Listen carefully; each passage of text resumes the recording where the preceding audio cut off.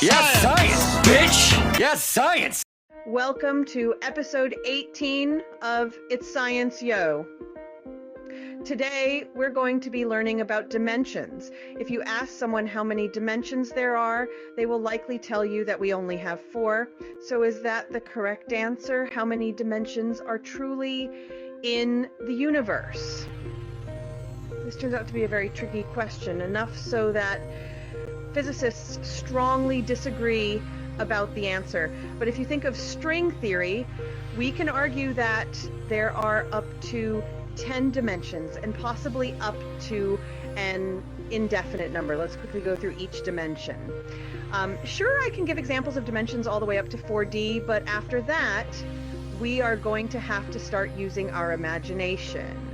0D. In mathematics, a zero-dimensional topological space is a topological space that has a dimension of 0 with respect to one of several inequivalent notions of assigning a dimension to a given topological space. Okay, so this sounds confusing, but don't worry. All you have to do is imagine a point, like a dot. Next is 1D. A one-dimensional space is a mathematical space in which a location can be specified with a single coordinate. Any straight line or smooth curve is a one-dimensional space, regardless of the dimension of the ambient space in which the line or curve is embedded.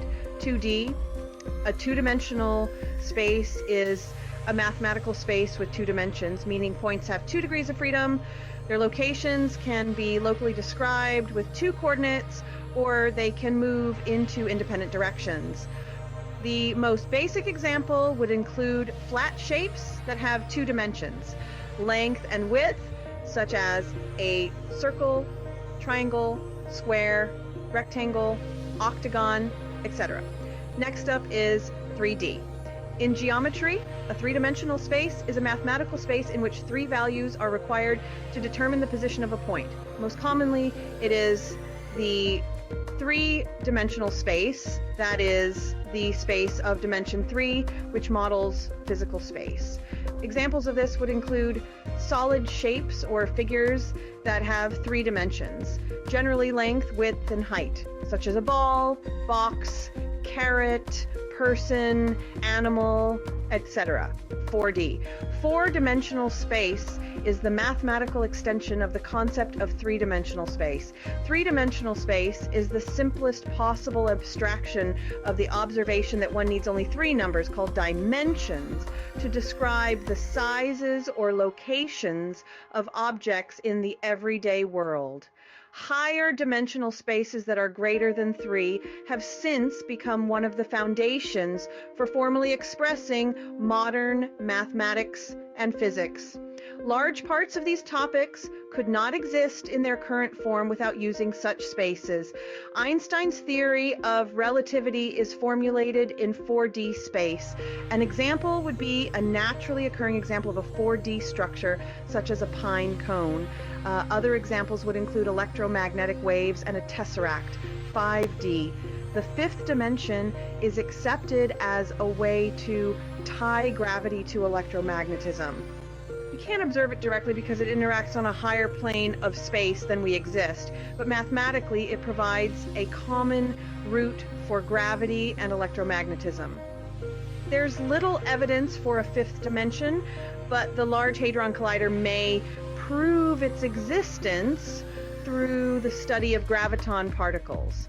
An example of the 5D object could look like anything you can perceive from within a 3D realm.